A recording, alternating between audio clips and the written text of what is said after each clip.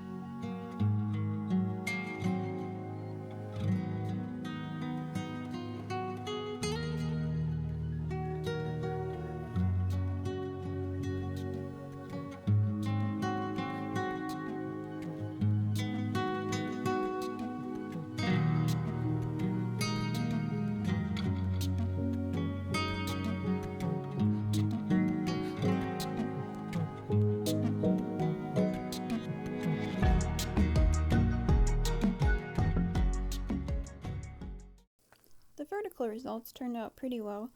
You can see a lot of the blue for the ocean, and the colors didn't get very muddy. There's not as much detail in the ridges and the sides, but overall it has a lot of potential. So let's see how the regular horizontal one turns out in comparison.